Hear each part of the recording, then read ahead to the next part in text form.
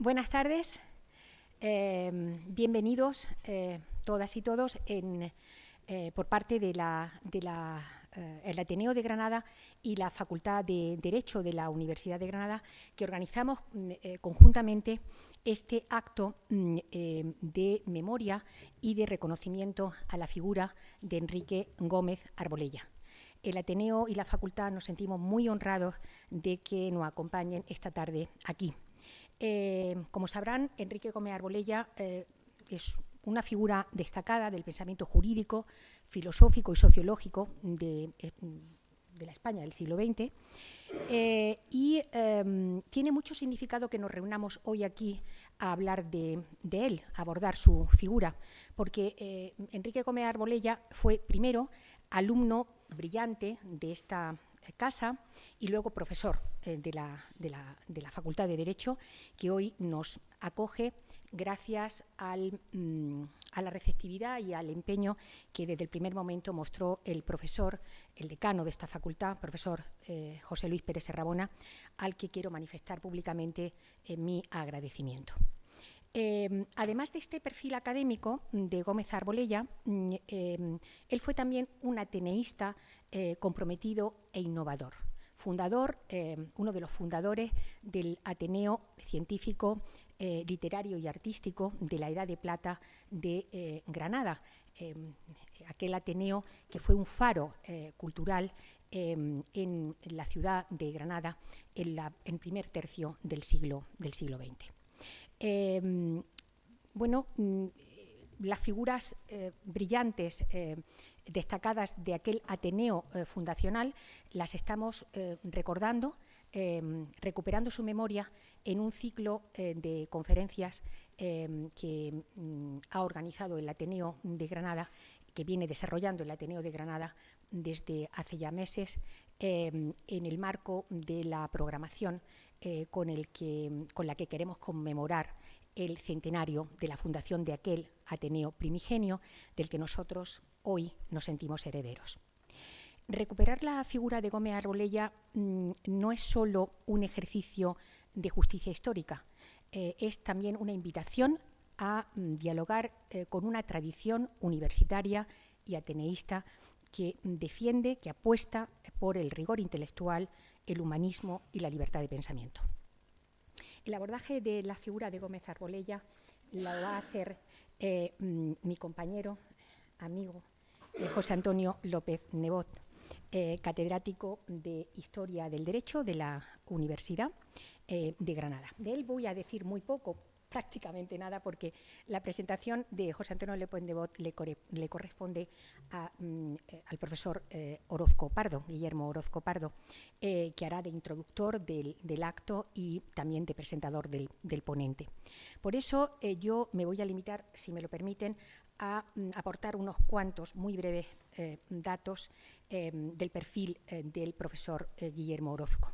Guillermo Orozco Pardo es catedrático emérito de esta universidad, de la Universidad de Granada, donde ha desarrollado una dilatada y muy reconocida trayectoria docente e investigadora en el ámbito del derecho civil y, en particular, especializado en materias como la propiedad intelectual, los derechos de autor, la protección de datos, las repercusiones éticas y jurídicas de la inteligencia artificial, materias en las que el profesor Orozco es uno de los mayores expertos a nivel nacional e internacional. Además de su perfil docente e investigador, su perfil académico, el profesor Orozco es académico de número de la Academia de Buenas Letras de Granada, institución en la que lleva desarrollando una encomiable tarea muy destacada, contribuyendo al diálogo entre el derecho, las humanidades y la cultura jurídica. Es autor de numerosos trabajos científicos y publicaciones especializadas. Su labor investigadora, como he dicho, se ha centrado fundamentalmente en las materias que antes he reseñado.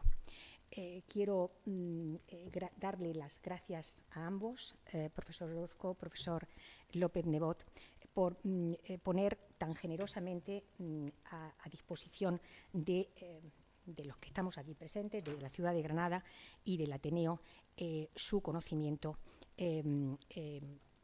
tan, digamos, solvente sobre la figura que hoy abordamos. Muchas gracias a ambos. Muchas gracias, señora presidenta. Bien, en primer lugar quiero agradecerles a ustedes esta presencia esta tarde en esta sala de vista adecuadamente refrigerada por el tiempo invernal de la ciudad de Granada, y me cabe el honor de presentar al conferenciante de esta tarde. El doctor José Antonio López Nebot es una figura polifacética y yo podría cumplir perfectamente con mi deber ciñéndome a exponerles los datos más relevantes de su extenso currículum profesional. Porque don José Antonio es catedrático de Historia del Derecho de las Instituciones en la Universidad de Granada, presidente de la Academia de Buenas Letras de Granada y vicepresidente de la Asociación de Andalucía para la UNESCO. Figura además entre los miembros de diversas instituciones prestigiosas del ámbito de la cultura y el derecho, tanto a nivel de nuestro país como en países comunitarios. Es autor de numerosas obras científicas, entre libros, artículos, ponencias, contribuciones a congresos y otros eventos científicos, y además ha impartido docencia en prestigiosas universidades del ámbito español, europeo, singularmente universidades italianas que le tienen reconocido casi ya como un docente de la casa. Con ello creo yo que bastaría para que ustedes ya se hicieran una idea de la talla intelectual y profesional de nuestro conferenciante. Pero yo quiero ir más allá, porque el doctor López Nebot es lo que yo llamaría un neorrenacentista, es decir, una persona que, parafraseando a Pierre Vilar, hace un estudio atento de todos los impulsos y al que nada humano ni nada cultural le es ajeno. El profesor López Nebot no solo es un magnífico docente, es un fino y certero investigador. Y todo ello lo ha puesto de relieve en su obra publicada y en su obra docente. Pero también cabe destacar sobre ello, o junto a ello, que José Antonio es un magnífico poeta y un excelente autor de narrativa, que ha recibido premios relevantes ya en ambos casos, en el último de los cuales yo destacaría el premio de novela Ciudad de Salamanca por su magnífica novela Leonor y los Virreyes, donde ustedes encontrarán que confluyen efectivamente el escritor, el investigador y, por qué no, de alguna manera también el poeta. Y ello recuerda a la figura de la que él va a encargarse esta tarde de glosar, al profesor Enrique Gómez Arbolella, quien fue también profesor de esta casa, como se ha dicho, y era persona culta, filósofo, jurista, profesor universitario y hombre de letras. Destacó en la pléyade de gigantes de nuestra era de plata, de la primera mitad del siglo XX de esta ciudad, cuyos frutos todavía estamos aprovechando, disfrutando los aquí presentes. Es por ello que entiendo que ha sido muy oportuno y adecuado que el Ateneo le haya encomendado precisamente la conferencia sobre Gómez Arbolella, porque hay para mí muchas facetas o elementos que confluyen en la similitud entre ambos. Hay una salvedad. Manuel Orozco Díaz, en su magnífico libro de Figuras de la Granada de Federico García Lorca, en la semblanza que hace de Gómez Arbolella, nos cuenta cómo Federico García Lorca, del que se distanció Enrique Gómez Arbolella, se lamentaba por el hecho de que su amigo Enrique abandonara una brillante carrera literaria en pro de su faceta como jurista, filósofo y docente. Sin embargo, nuestro conferenciante ha sabido conciliar de forma acertada todas estas facetas: profesor, investigador, narrador y poeta, haciendo que todas ellas se nutran las unas a las otras y se aprovechen de su enorme capacidad de trabajo. Solo le falta que, siguiendo otra vez mi consejo, retome su faceta notable de dibujante y pintor. No quiero pues robarle más tiempo y felicitando, como digo, al Ateneo por el acierto en la elección del conferenciante y el conferenciado, cedo sin más la palabra a mi querido amigo, colega y compañero José Antonio López Nozo para que nos dé, y nunca mejor dicho, una magistral conferencia. Muchas gracias.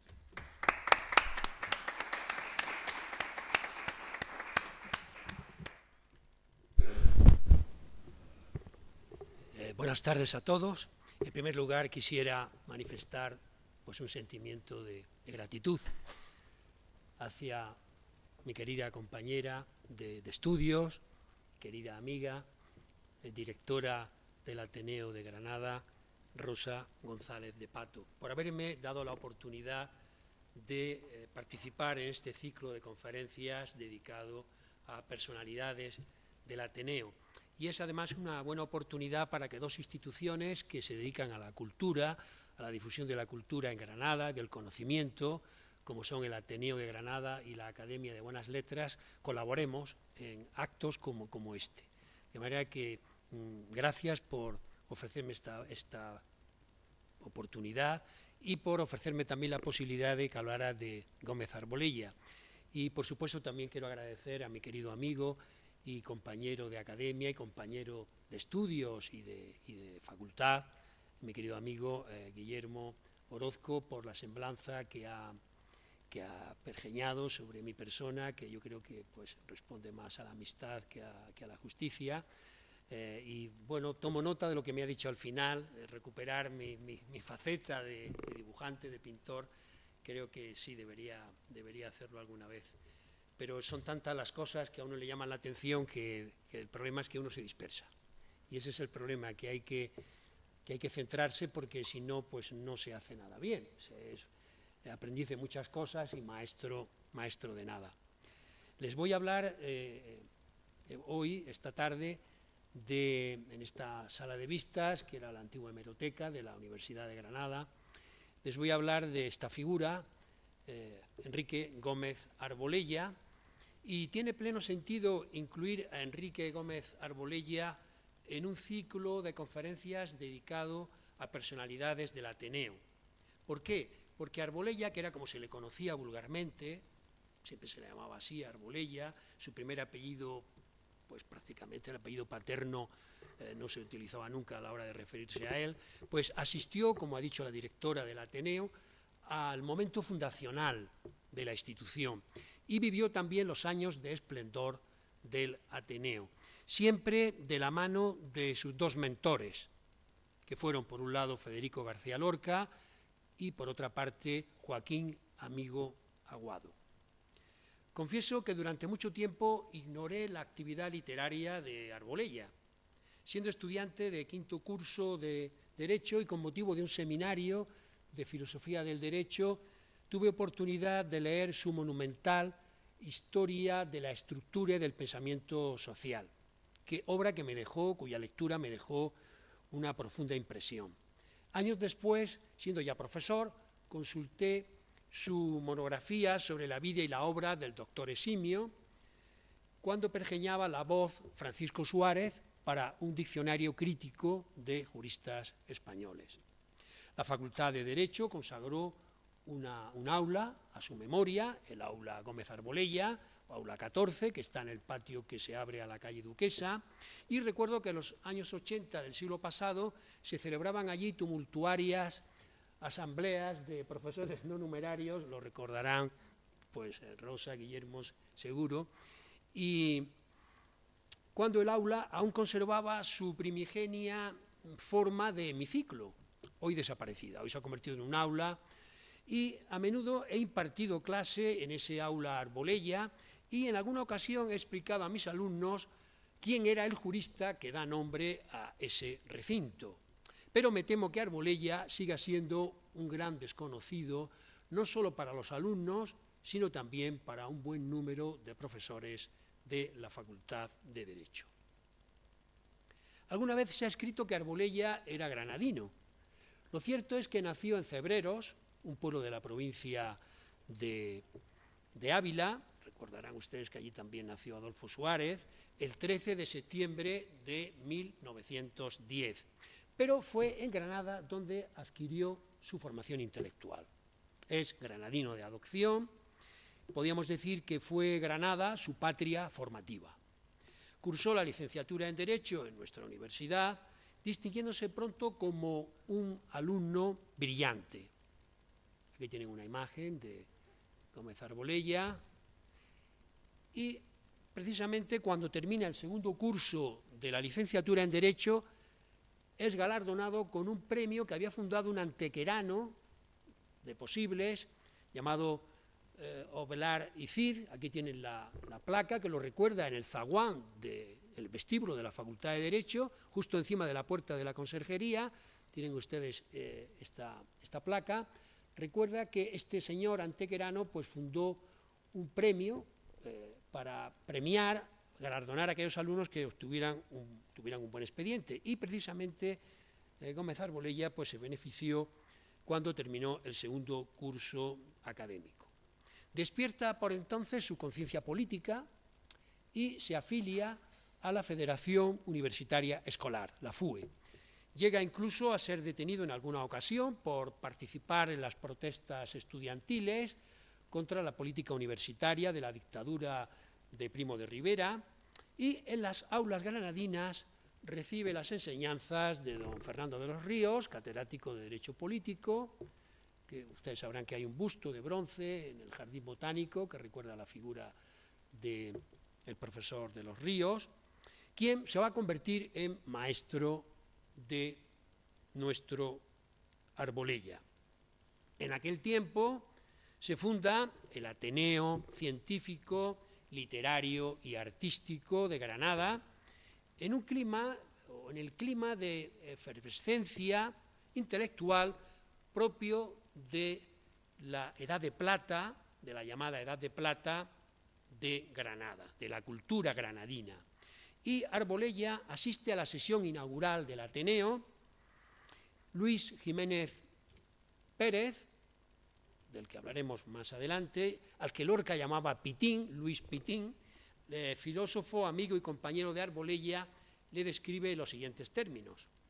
Un poco distante y rodeado de un grupo de personas, se encontraba un joven, todavía vestido de pantalón corto, que me llamó poderosamente la atención.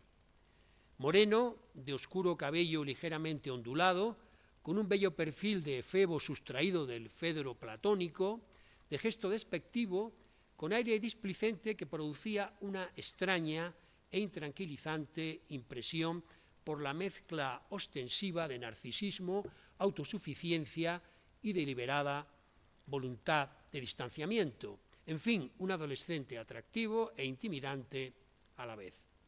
Hablaba con voz grave y cuidada mesura, diríase que con un innato sentido aristocrático que le imponía una vigilante contención de todos sus gestos y palabras, guardando siempre equidistancia calculada para preservar su autonomía personal. En fin, añadamos que ante su aparición el instinto nos decía hallarnos en presencia de un sujeto excepcional. Arbolella se vincula enseguida al círculo de García Lorca y de Joaquín Amigo, de los que hemos hablado ya, quienes influirán poderosamente en la personalidad del joven estudiante Arbolella. Federico en el plano literario, Joaquín Amigo en el plano filosófico. Enrique, gracias a la amistad con Federico, pues ve abiertas las puertas del Defensor de Granada y empieza a publicar artículos periodísticos. En aquella época, como ustedes saben, estaba dirigida esta publicación por Constantino Ruiz Carnero. Y junto a Manuel López Banús, este es Luis Jiménez Pitín, se integra en el grupo de jóvenes creadores de Gallo, revista de Granada, la efímera publicación literaria y artística de vanguardia impulsada por el poeta de Fuentevaqueros. Aquí tienen ustedes una amistosa imagen de Arbolella, que es el segundo por la izquierda, con lentes, están en la Alhambra, es una fotografía tomada hacia 1928, y en el extremo opuesto a la derecha, con una boina, está Manuel López Banús. El resto de amigos no he logrado identificarlos, pero serán amigos próximos también a este grupo de Gallo. Tiempo después, Arbolella llegaría a reconocer que había participado en uno de los momentos cumbres de la vida espiritual de Granada. En febrero de 1927 empieza a gestarse la idea de esta revista, quizá el año anterior, pero les quiero llamar la atención sobre una carta dirigida por García Lorca a Jorge Guillén. Aquí tienen una que no es de la que voy a hablarles. Aquí le está pidiendo una colaboración a Guillén, bien en verso o en prosa. Vean que se ve la figura del gallo y mándame algo, le dice Kikiriki, el gallo, a Jorge Guillén. Pues bien, en otra carta publicada o escrita, mejor dicho, en febrero de 1927, Federico escribe entusiasmado a su amigo Jorge Guillén, diciéndole que él, Francisco García Lorca, el hermano de Federico, empezará a escribir en El Gallo. Y también escribirá Enrique Gómez Arbolella, de 16 años, que ha escrito un cuento, Lola y Lola, delicioso. He aquí la humorística semblanza que García Lorca pergeñó de, aquí tienen el gallo más cerca, mándame poema o prosa, kikiriki, ahora estamos muy preocupados con este gallo, dice García Lorca, y dibuja el gallo al final como despedida. Pues bien, García Lorca pergeña una humorística semblanza de Arbolella cuando toma la alternativa literaria en las páginas del primer número de la revista Gallo y dice lo siguiente: este es el niño. Resulta increíble sin haber sido jamás precoz. Entró en las letras con el pantalón corto. Ahora ya casi es un hombrecito. Antes de pasar la escarlatina era débil, informal, como un pájaro sin amo. Después de la escarlatina es más sereno, más sentadito, pero su magnífica imaginación emprende raíz de mayores riesgos. Perdió lo que tenía de flor para ganar en fruto jugoso, aunque razonablemente no sea todavía de su propia y única cosecha. Es pálido, parece que está iluminado por la luna, y es un castigador. En los cines y en los teatros castiga a las niñas con un gesto originalísimo, entre tímido y desafiador de las miradas. Su sensibilidad tiene un temblor de infancia y nuevo día, de lo más sugestivo que puede hallarse. La presentación en sociedad, aquí tienen el primer número de Gallo, solamente se publicaron 2, en febrero y en abril de 1928, este es el segundo. Pues bien, el Defensor de Granada precisamente nos habla, nos relata la crónica de la presentación en sociedad del primer número de Gallo.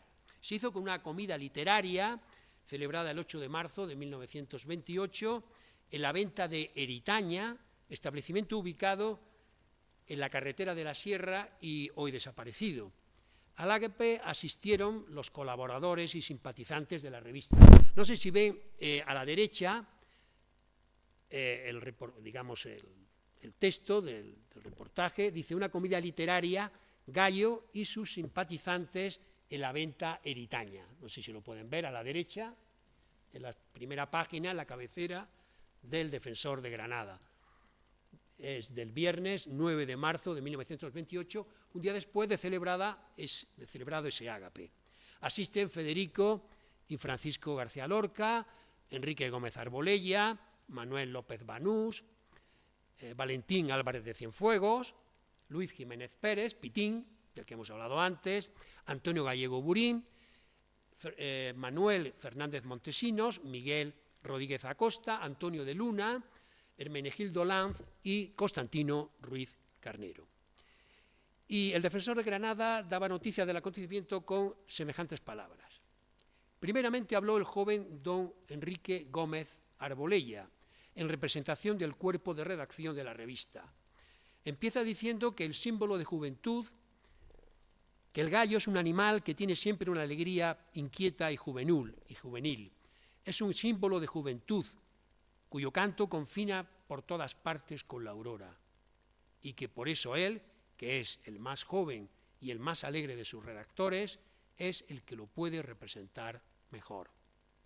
Habla luego de la revista naciente, que haciendo honor a su nombre, intenta ser el comienzo de una nueva época para Granada. Todos sus redactores tienen el deseo, dice, de incorporar a esta ciudad el mapa artístico mundial, teñida con el color alegre y jugoso de sus plumas. Que se borren los últimos ecos románticos y que todos los relojes canten la serenidad y belleza de la hora actual. Es la aspiración del grupo. Así Granada puede despertar. La aportación de Arbolella a los dos únicos números de la revista Gallo, editados, como he dicho, en febrero y abril de 1928, consistió en dos entregas de una narración vanguardista titulada Cuaderno de Eugenio Rivas y dos poemas, Flechas con vista al blanco, dedicado al tema de la rosa mutabilis, es decir, la rosa que va cambiando a lo largo del día de color, que años después, en 1935, inspirará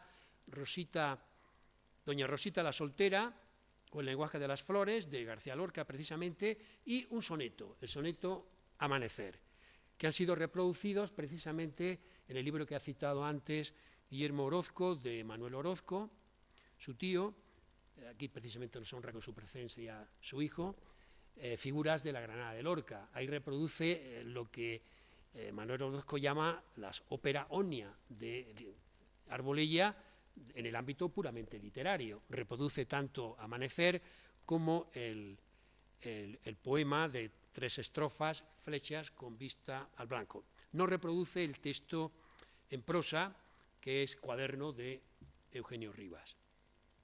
Escritas a la temprana edad de 16 años, estas composiciones del joven Arbolella justifican sobradamente el entusiasmo y las esperanzas que aquel mozalbete que entró en las letras, como decía Lorca, en calzón corto, con el pantalón corto, despertó precisamente en su mentor, Federico García Lorca.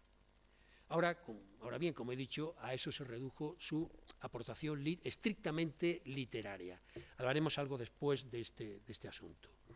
En la segunda entrega, el segundo número, el de abril de 1928, del Cuaderno de Eugenio Rivas, Arbolella esboza un autorretrato del protagonista en el que se han adivinado, o se han querido adivinar, algunas pinceladas autobiográficas del propio Arbolella. Tengo cualidades que envidiar a cada uno de mis compañeros, pero yo procuro desconocerlas. Tengo también defectos, pero los ignoro y no me preocupan. Como creo a la gente inferior, la trato cariñosamente, pero no la amo. Para todos tengo un gesto acogedor y distanciado, heredado de no sé qué rey. Sería seguramente cruel si no fuera melancólico. Soy inteligente, pero me falta esa voluntad que levanta los puentes sobre los ríos y hace los hombres genios o grandes oradores. Abandono fácilmente el trabajo, cerrando los libros. Todos los días lucho conmigo mismo y me engaño. En estos ratos de melancolía censuro agriamente mi pereza, desnuda de silogismo. Además, no es esto todo. Desprecio a la gente por sus defectos sin notar que iguales los tengo yo. En los demás los veo mayores, pero son los mismos. En clase puedo decir sin parar, sin vacilación ni duda, los sistemas de los grandes filósofos que han pensado acerca de la inteligencia del corazón del hombre. En todos me encuentro. Me emociono fácilmente con las poesías de Juan Ramón, me sé de memoria casi todos los poemas de Valéry. El 27 de octubre de 1928, el Ateneo de Granada celebra una velada en su sede. Yo creo que en esta época el Ateneo debía estar ubicado en los altos del Teatro Cervantes, en la galería acristalada que todavía existía en esa época hasta que en los años 60, desgraciadamente, como otros edificios históricos de Granada, pues fueron víctimas de la piqueta, en la Plaza del Campillo. Y allí se celebró una velada en su sede bajo el título Noche de Gallo, a modo de despedida de la revista, porque había ya conciencia clara de que la revista fenecía. Federico García Lorca abandonaba Granada, se marchaba a Madrid. Se ha tratado de explicar el porqué de esta ruptura, de esta desaparición de la revista Gallo. Se habla de la situación sentimental, amorosa de García Lorca, había roto con su amante, Emilio Ladrén, el escultor, que luego triunfó en el franquismo, esculpiendo figuras del régimen, por cierto, y también se había distanciado de Dalí, y ambos, Dalí y Lorca, se habían distanciado de Buñuel. Es un momento crítico, lo está pasando mal García Lorca, y abandona esta aventura vanguardista. Yo creo que Gallo fue una de las grandes revistas, a pesar de lo efímera que fue, de la generación del 27, y habría que reivindicarla más de lo que se hace. Y en esta noche de Gallo, pues principió la velada Fernando de los Ríos, que ya era presidente del Ateneo. Es el segundo presidente del Ateneo, quiero recordar, ¿no? Fernando de los Ríos, y la primera intervención corrió a cargo de Joaquín Amigo, quien pronunció una suerte de declaración, manifiesto, titulada Arco, en la que habla ya de la revista Gallo como en pasado. Nuestra revista Gallo habla en pasado, y hace unos meses que había aparecido, el acontecimiento literario más grande de Granada desde Ganivet a la fecha actual. Con ella, por primera vez, la voz limpia de la época llamaba cínica y descaradamente ante la conciencia de los granadinos. A continuación tomaron la palabra Manuel López Banús y el ingeniero e intelectual Carlos Fernández Casado. Aquí tienen el programa de Noche de Gallo. Aquí hay una dedicatoria del propio Federico al León, con un abrazo de Federico, y aquí está pues el programa, Joaquín Amigo en primer lugar, con Arco, después Manuel López Banús, Invitación al Optimismo, Carlos Fernández Casado, un ingeniero, pero un humanista, un auténtico humanista, un intelectual, que, bueno, pues en la época del franquismo, pues ocupó distintos cargos y bueno, llegó a levantar la Cruz de los Caídos. La cruz que hay en Cuelgamuros, pues él fue el ingeniero que consiguió montar aquella cruz. Y a continuación habla Enrique Gómez Arbolella con una conferencia titulada Modos de ausencia, que hemos intentado localizar, Rosa por un lado, yo por otro, pero hay algún fragmento que ha publicado precisamente en este libro conmemorativo del centenario del Ateneo de Granada, José Vallejo, exactamente, gracias. Y hay un fragmento que él ha reproducido y dice así: no intento una contraposición de épocas siglo XIX y XX, por ejemplo. Yo me he levantado a hablar no para conocer a los viejos, sino para despertar a los jóvenes. La generación anárquica desembarca en las orillas del tiempo, dispuesta a quebrar el mundo en las ansias cordiales de su corazón. Y precisamente Manuel de la Higuera, que era compañero de Arbolella, nació un año después, creo recordar, en 1911, precisamente su hijo Luis nos honra también con su presencia aquí, amigo de Arbolella y compañero suyo, evoca su intervención casi como si de un manifiesto futurista se tratara, exaltando la velocidad, la línea recta, el cubo, lo atlético y la práctica deportiva al aire libre. También tengo que decir que don Manuel de la Higuera, pues tuve la suerte de ser alumno suyo, fue mi profesor de Derecho Romano, catedrático de Derecho Romano. Y puso fin a esta velada futurista o vanguardista el propio Federico García Lorca, lo verán, sketch de la pintura moderna, y proyectó al mismo tiempo diapositivas. Lo mismo que estamos haciendo hoy, con un procedimiento supongo más primitivo, pero hizo lo mismo, proyectó imágenes sobre la pintura moderna, que le atraía también mucho a Federico García Lorca. Y como réplica a la velada, aquí tienen el final del programa de esta Noche de Gallo, es un diseño no de Dalí, que fue el que diseñó el icono, el monograma del Ateneo, quiero decir de la revista Gallo, sino que fue Joaquín Peinado, quien diseña este otro gallo.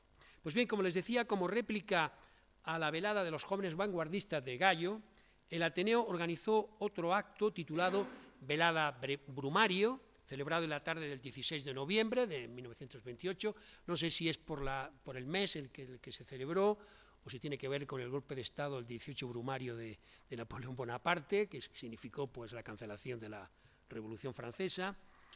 pero se llama así, Velada Brumario, y aquí tiene una imagen precisamente de Carlos Fernández Casado, y aquí tiene precisamente la reseña periodística de esa velada brumaria, la verán a la derecha, velada Brumario, el Defensor de Granada, y aquí tienen el recorte, por así decirlo, el recorte de prensa de velada Brumario.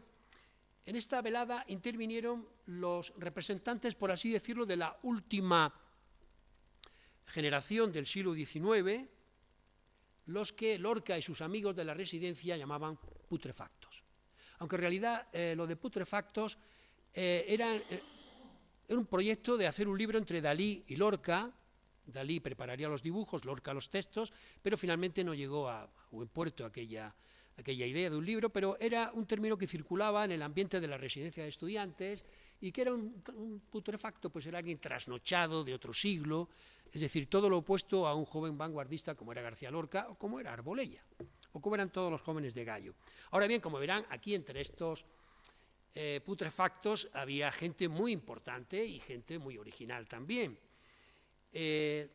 Además, eran apadrinados, o mejor dicho, amadrinados por esta señora, Julia Rodríguez Dalineski, de la cual va a hablar precisamente José Vallejo en otra conferencia. Como verán aquí, pues salen muchas personalidades del Ateneo, que son objeto de conferencias en este ciclo.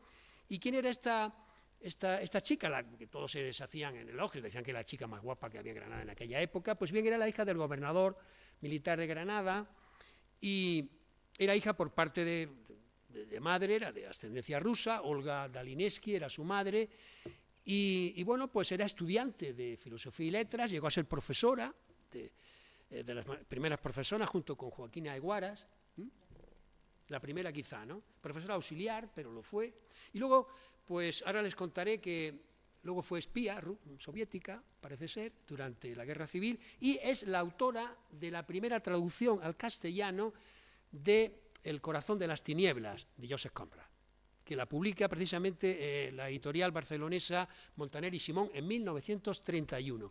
Y ella fue la que decidió no traducirlo por El corazón de la oscuridad, que había sido la traducción literal, sino por El corazón de las tinieblas. Y luego todas las sucesivas traducciones del corazón de las tinieblas han preferido las tinieblas que la oscuridad, siguiendo precisamente el criterio de Danileski.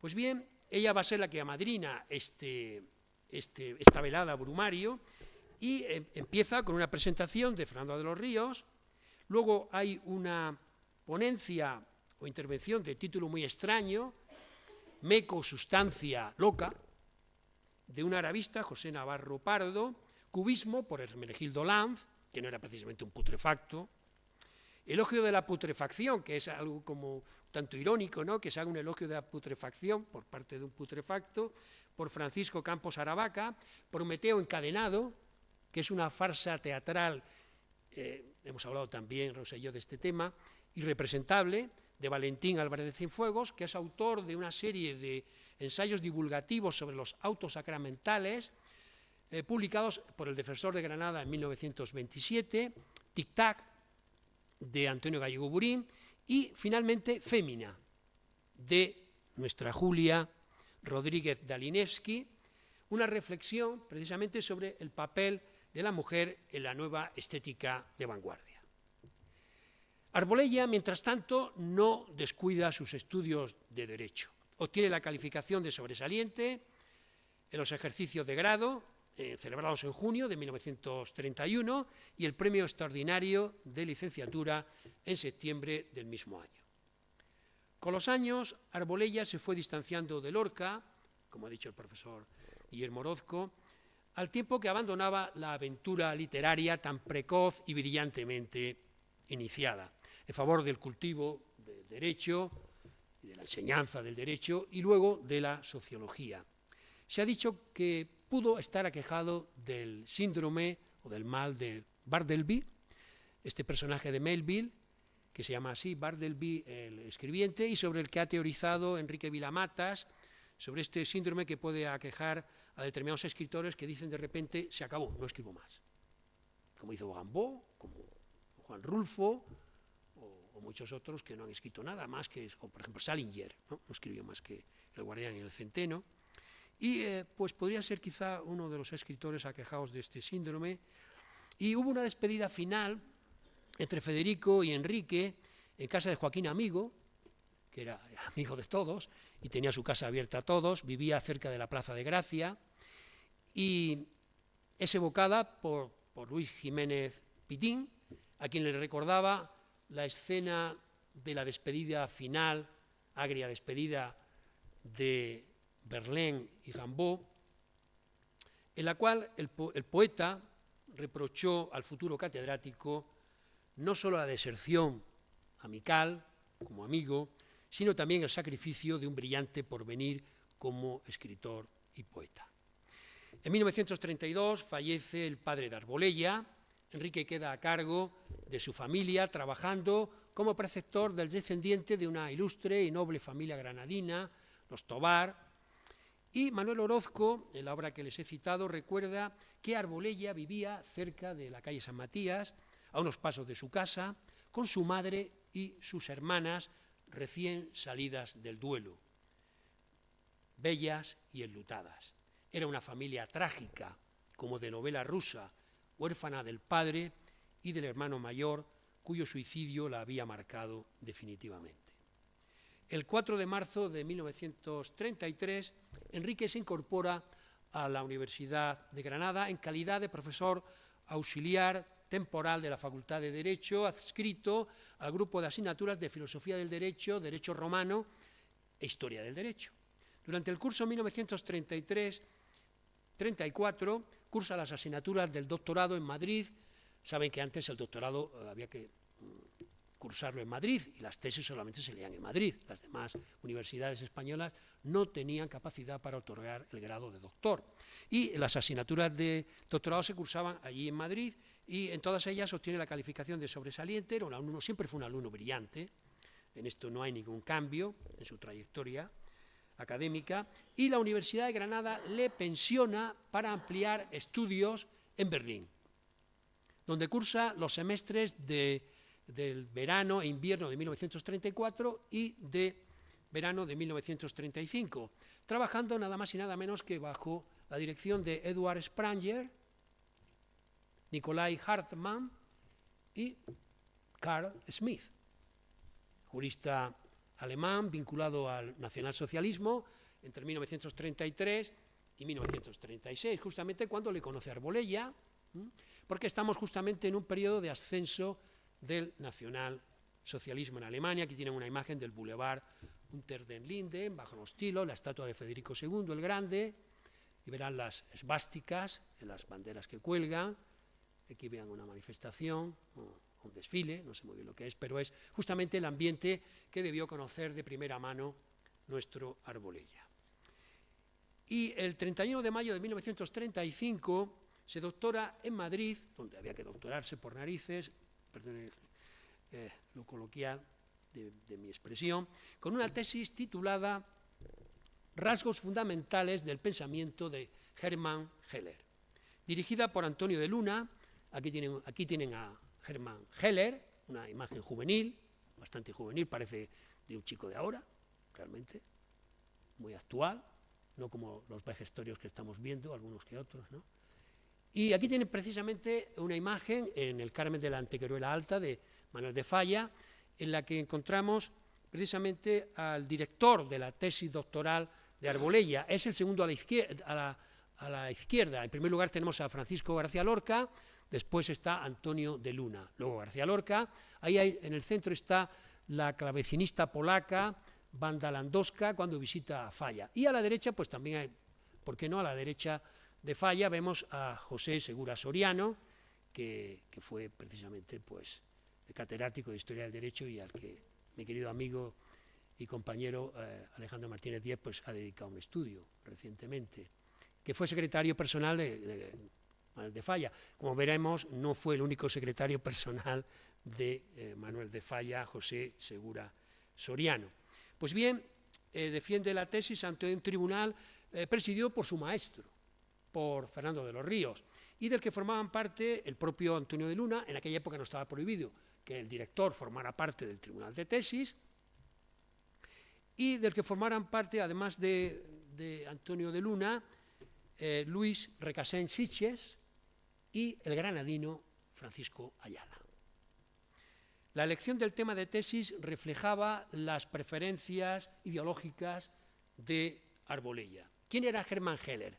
Pues Hermann Heller era un filósofo del derecho antikantiano, socialdemócrata, no marxista, de orígenes judíos, que en el 33, cuando llega al poder Hitler, se exilia a España, protegido por el gobierno republicano, pero fallece en el mismo año 1933. Y Hermann Heller defendía una teoría del Estado atenta a los debates dominantes en el panorama jurídico alemán, que entonces se enfrentaba a los seguidores de la teoría pura de Kelsen, Hans Kelsen, aquí lo tienen, y con sus críticos. Precisamente entre estos últimos se encontraba Arbolella. Arbolella era un crítico con la teoría pura del derecho de Hans Kelsen y precisamente vio en Heller la más acabada crítica al positivismo jurídico y su logicismo improductivo, también al historicismo, que supeditaba todo al curso natural de la historia y también, por último, al culto irracional a la fuerza, ya fuese bajo tendencias revolucionarias o reaccionarias. Y el mensaje central de la tesis doctoral de Arbolella sobre Heller se resume en que la reflexión del filósofo del derecho alemán sobre el Estado no es sino una verdadera sociología de base humanista.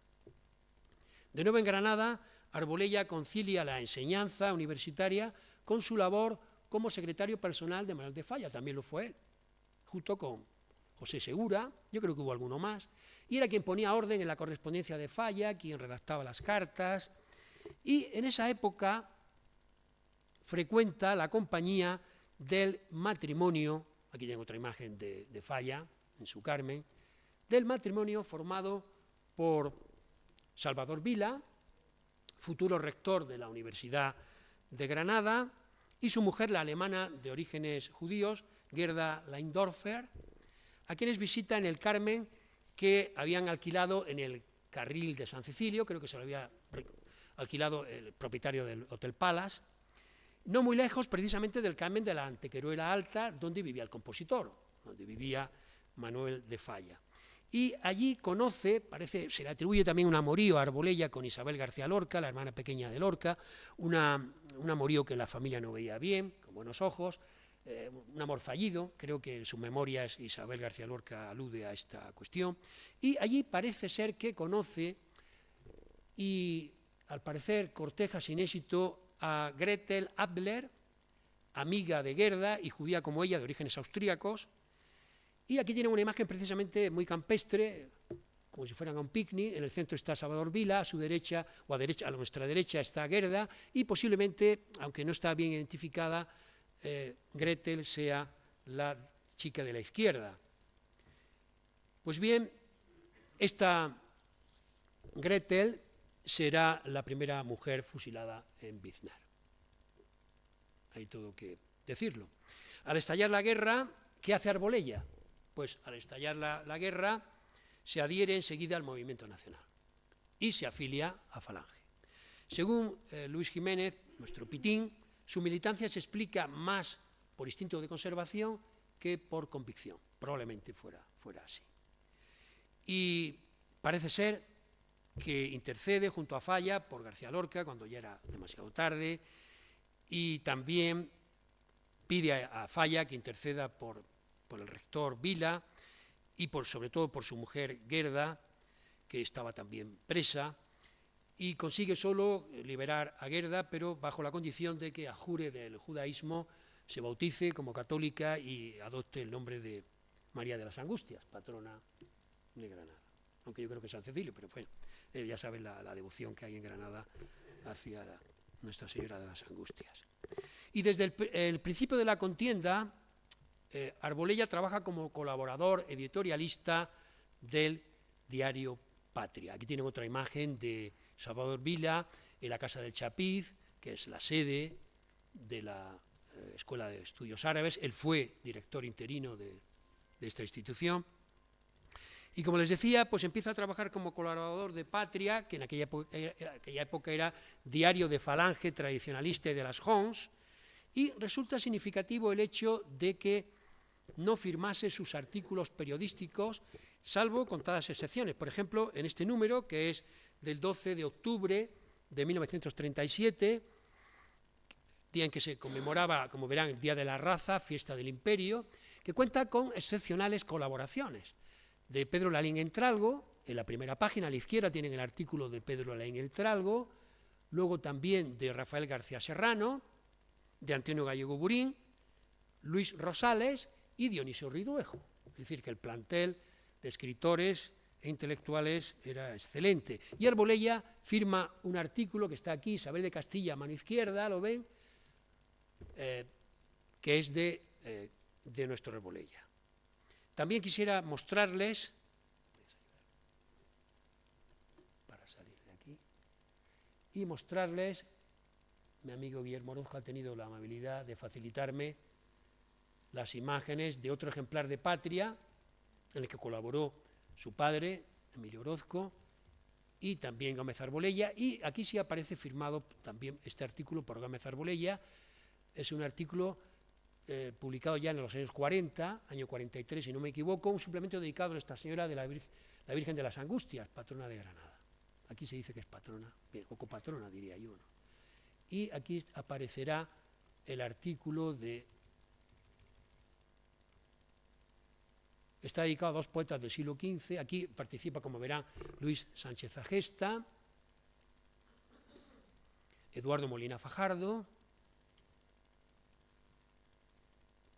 Emilio Orozco Díaz, cómo sintieron y pintaron nuestros escritores ascéticos las angustias de María, con anotaciones manuscritas, como verán, Melchor Fernández Almagro, Ángel del Campo de la Rubia, Antonio Gallego Burín, y aquí está el artículo de Enrique Gómez Arbolella, dos poetas del siglo XV ante la quinta angustia de Nuestra Señora, por Enrique Gómez Arbolella. El artículo es largo y finalmente pues acaban aquí justamente al lado Enrique Gómez Arbolella y Emilio Orozco Díaz. Quería también mostrarles esto, yo creo que es un testimonio muy importante también, y yo creo que es un texto que no se ha vuelto a publicar de Arbolella. Pues bien, una orden ministerial de 17 de noviembre de 1936 había dispuesto el cese de todos los profesores auxiliares temporales de las universidades españolas. Y ello precisamente va a impedir que la Universidad de Granada en 1937 pueda renovar el contrato de auxiliar temporal de Arbolella una vez concluido el periodo de 4 años para el que había sido nombrado en 1933. Eran 4 años, pues en el 37 cesaba ya el contrato y no le van a renovar ese contrato. Una vez más, Enrique acude a la mediación de su protector, que es Falla, sigue siendo Falla, quien intercede en favor de Arbolella ante José María Pemán, los dos gaditanos, y precisamente están los dos enterrados en la cripta de la Catedral de Cádiz. Bajo el mar están los dos al lado, siendo personas tan distintas, Pemán, pero ambos eran gaditanos, eso está claro. Y a la sazón, José María Pemán era el presidente de la Comisión de Cultura y Enseñanza. También va a interceder por Arbolella la Universidad de Granada con Marín Ocete, su rector, a la cabeza. Mientras tanto, el nuevo alcalde de Granada, Antonio Gallego Burín, le nombra, en diciembre de 1938, le nombra oficial de tercera administrativo, interino del Ayuntamiento de Granada, con un jornal diario de 6 pesetas y 8 horas de trabajo. Esto lo sabemos precisamente por la carta que escribió Falla a Pemán, que está consignada en el libro de Manuel Orozco. Y luego, más tarde, pues mejora de condición, porque ya en mayo del 39, Gallego Burín, por la Junta Municipal, le nombra jefe de la Oficina Local de Colocación Obrera. Pero claro, se siente mal, está fuera de su ambiente, y para colmo de males, Falla se exilia a la Argentina. Falla se sentía fatal después de tantos amigos asesinados y decide marcharse a Argentina en septiembre de 1939. Pero va a cambiar la suerte de Arbolella, porque un mes después, la universidad le encarga oficialmente la cátedra de Historia del Derecho, a la que en el año 1940 se va a acumular, en mayo, la de Derecho Político. Y ese mismo año, es poco tarde, pero es sometido en 1940 a expediente de depuración del que se va a resolver a su favor, sin sanción alguna, gracias precisamente a las declaraciones de su amigo Manuel de la Higuera Rojas, Francisco Santaolalla y Manuel Sola Rodríguez Bolívar, que fue luego alcalde de Granada, quiero recordar. Y es entonces, en 1940, cuando publica en el boletín de la Universidad de Granada, publica su tesis doctoral, que la publica pues, con un título mucho más simple que el original, Hermann Heller, no rasgos fundamentales del pensamiento de Hermann Heller. Y además la somete a revisión. Somete a revisión la tesis doctoral, ya no son los tiempos de la República, sino que son los tiempos de la dictadura, y él, que no había hablado de Carl Schmitt, a pesar de que había estado en contacto con él durante sus estancias en Alemania, había conocido a Carl Schmitt, sin embargo, pues no le había citado, y ahora se ve obligado a citarle. ¿Por qué? Pues porque ahora Carl Schmitt, pues, y sobre todo el decisionismo autoritario, basado precisamente en Donoso Cortés y su teoría del caudillaje, pues estaban de moda en la España franquista. Y entonces había que acomodarse a los nuevos tiempos. El 25 de noviembre de 1940 accede mediante concurso de oposición a la Cátedra de Filosofía del Derecho de la Universidad de Sevilla. Allí permanece un año, porque en noviembre del año siguiente, en el 41, es nombrado en virtud de concurso de traslado, algo que ha desaparecido en la Universidad Española, es nombrado catedrático de Filosofía del Derecho de la Universidad de Granada, cargo o puesto, cátedra, de la que toma posesión el día 2 de enero, el día de la toma de 1942.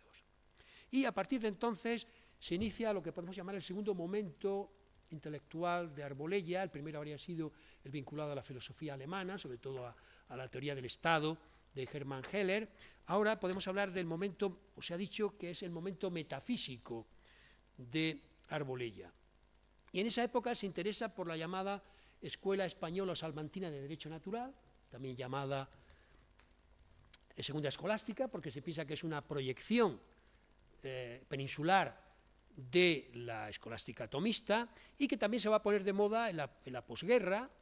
Llegaron incluso en Salamanca determinados catedráticos a insinuar que el alzamiento nacional estaba ya de alguna manera prefigurado por los representantes de esta escuela de Salamanca, esta escuela, la Segunda Escolástica. Pero él se va a interesar, Arbolella, sobre todo por la figura y la obra de Francisco Suárez, el teólogo, jurista y jesuita granadino Francisco Suárez, que saben que uno de los patios de esta facultad, el primero de todos, lleva su nombre.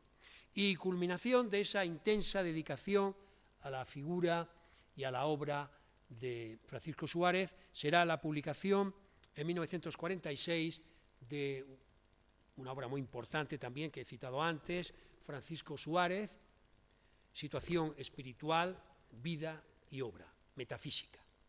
La publica precisamente en la cátedra Francisco Suárez, que él dirigía desde 1941, y es una obra que se centra en la metafísica del doctor Eximio, de Francisco Suárez, pero el proyecto inicial, al parecer, era mucho más ambicioso, porque pensaba también estudiar, investigar la antropología y la filosofía jurídica de Suárez. No lo llegó a hacer, pero publicó al menos esta primera parte.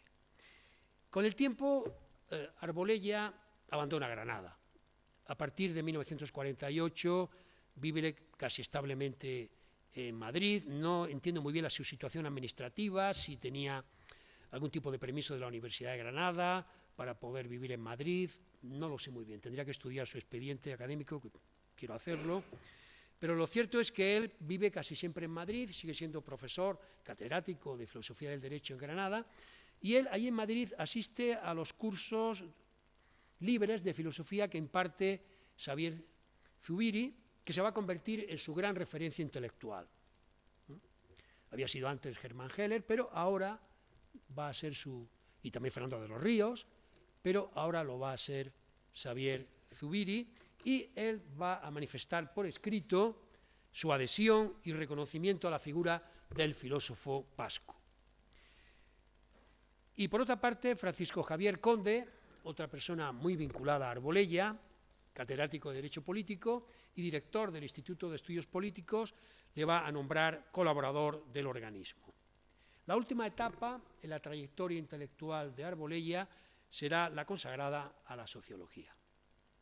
Esa vocación tardía le llegó a través del conocimiento profundo de la obra de filósofos sociales alemanes como Wilhelm Dilthey o Georg Simmel.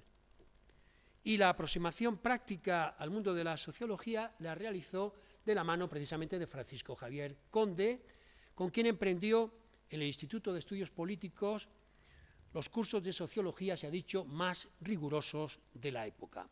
Hay que hacer constar que por entonces en España la sociología era una ciencia in statu nascendi, cuyo desarrollo científico había quedado interrumpido por la guerra civil y la subsiguiente depuración, pero que era cultivada en el exilio por dos profesores, por un lado Luis Recasens Sitges y por Francisco Ayala, que estuvieron precisamente formando parte como vocales del Tribunal de Tesis de Arbolella.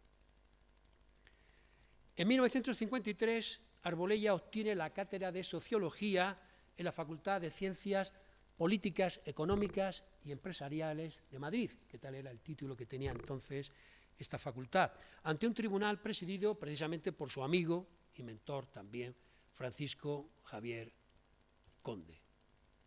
Entre los firmantes del concurso figuraban personas intelectuales de la talla de Enrique Tierno Galván, Manuel Fraga Iribarne, pero finalmente solo Arbolella y Salvador Lizarrague Novoa concurrieron a la oposición, y fue Arbolella quien se alzó con la cátedra. Con la primera cátedra, eran dos cátedras, la primera fue para Arbolella, la segunda para Perrinche de Lizarrague, pues quedó desierta. Y así se convirtió Arbolella en el tercer catedrático de Sociología en España, tras Manuel Sales y Farré y Severino Aznar. Los trabajos sociológicos de Arbolella se agrupan en buena medida en su monumental Historia de la estructura y del pensamiento social, cuyo primer y único volumen, que comprendía desde los orígenes del pensamiento racional hasta fines del siglo XVIII, vio la luz en 1957. Se ha dicho que este volumen de unas 600 páginas, por eso digo lo de monumental, es un libro desconcertante, porque no es la obra de un filósofo ni la de un sociólogo, sino que es más bien la obra de un gran historiador político y del pensamiento social. Poco antes de su muerte, Arbolella era un hombre, podemos decir que plenamente realizado en el ámbito profesional, miembro del Instituto de Estudios Políticos, del Instituto Nacional de Estudios Jurídicos, del Consejo Superior de Investigaciones Científicas, director del Anuario de Filosofía del Derecho, antes había sido secretario de redacción del anuario, y había asumido también la dirección de varias tesis doctorales, entre ellas la de José Castillo y la de Luis González Seara, que se convertirían posteriormente en catedráticos de Sociología. Y precisamente Manuel Orozco recrea su último encuentro con Arbolella en Granada, porque Arbolella nunca abandonó del todo Granada, solía volver esporádicamente, recorrer los lugares que él conocía, y el encuentro tuvo lugar cerca de la Mimbre. Manuel Orozco piensa que Arbolella regresaba en ese momento del cementerio, donde tenía enterrados a su hermano y a su madre, y Orozco y Arbolella hablaron sobre Ganivet. Parece una premonición, porque la vida de Enrique Gómez Arbolella acabó trágicamente, como la de García Lorca, aunque al modo ganivetiano y siguiendo el ejemplo de su hermano mayor. Se suicidó el 21 de diciembre de 1959, el mismo día de la visita del presidente Eisenhower a Madrid. Aquí le tienen junto a Franco. El abrazo no fue ese día, fue la despedida, pero coincidió justamente con la muerte de Arbolella. Y precisamente aquí tiene usted la Torre de Madrid, recién inaugurada, con el nombre de Ike, que era como se le conocía coloquialmente a Eisenhower, iluminada con el nombre. Todo Madrid se le rindió a Eisenhower. Y precisamente esa coincidencia alimentó la especie de que el suicidio de Arbolella respondía a una razón política, la desesperanza, la decepción ante la perpetuación del régimen franquista apuntalado por Estados Unidos.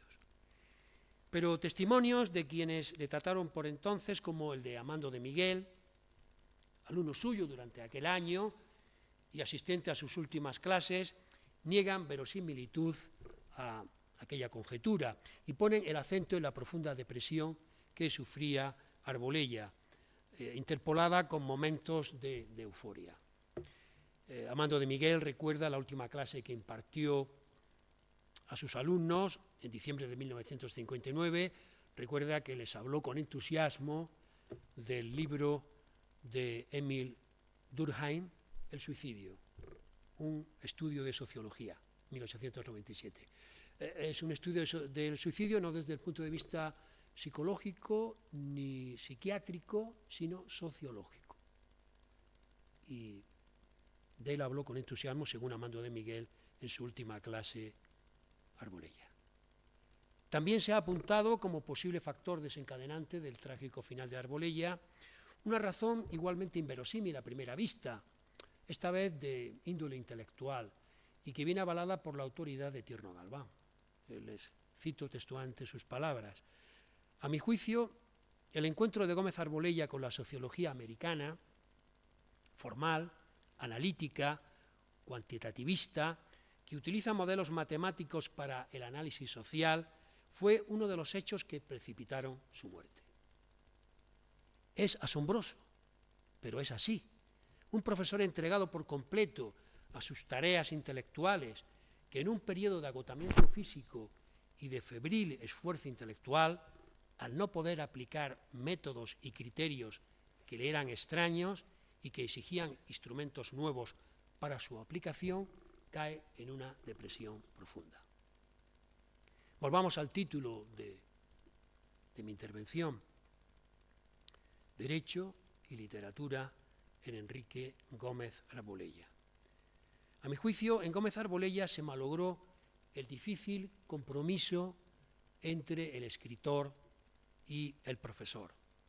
Optó por trabajar en serio, lo digo entre comillas, sepultando sus trabajos literarios en el olvido, como si fueran veleidades de la juventud. Y lo cierto es que le aguardaba un futuro académico deslumbrante. Pero la aventura literaria del joven Arbolella no fue una mera anécdota intrascendente. Quiero terminar mi intervención recordando las palabras que alguien escribió, palabras anónimas, que alguien escribió cuando murió Arbolella. En toda su obra hay un cuidado artístico de la palabra y de la cadencia del lenguaje, una elegancia en el decir que no es frecuente en la obra de un investigador puro. Esta preocupación literaria no es óbice, sino perfección de la expresión científica de su pensamiento. Ella le ayudó a encontrar las palabras que sugieren lo inefable y definen lo preciso. Nada más. Muchas gracias por su asistencia y su atención.